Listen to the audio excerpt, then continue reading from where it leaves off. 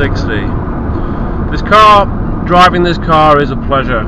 It floats along. It's by no means a road rocket, but it zooms along and it glides along. The steering is effortless. The drive is effortless. Transition through the gears is effortless. Everything about this car is so serene. It's almost has an anesthetic feel to it when you're driving. The steering is very light. I do like it actually. It's very responsive. I can get a good reaction from the steering wheel. There's no lag in between moving the actual wheel to actually seeing some kind of reaction from the car.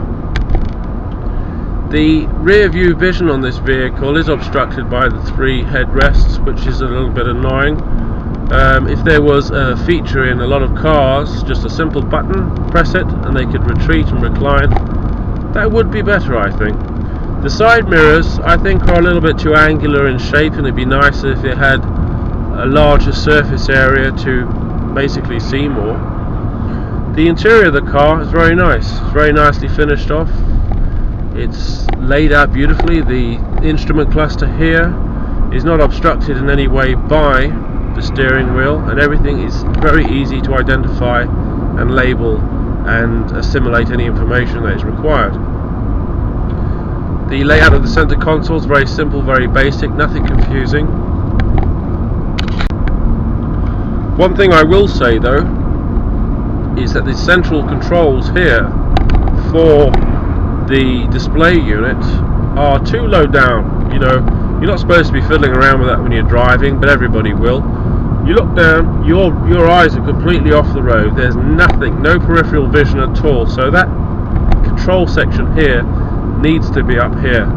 That's a big point, I think. But this is a great car. It's got a lot of attributes which are very, very appealing.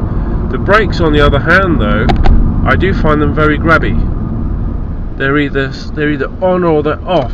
I don't seem to have the gradual pressure choice which I have with a lot of vehicles. These seem to just suddenly snap on, snap off, which can be a little bit irritating because you're constantly jolting, and it takes a long time to get used to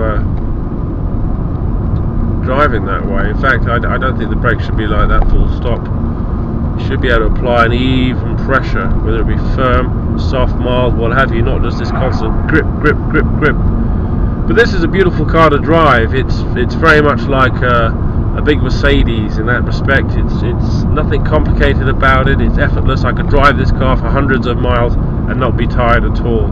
It's very spacious, got a lot of headroom, got a lot of gadgets on board. If you're thinking about buying one of these cars, take it for a test drive. You're not going to be disappointed. There's only one thing about this car that I don't like, and that's that it's a front wheel drive. We know what front wheel drives are like in the wet accelerating on corners, etc., etc. But the way this car is put together is absolutely gorgeous. It's a lovely car. You will not be disappointed. And the drive, well, the drive is just 10 out of 10.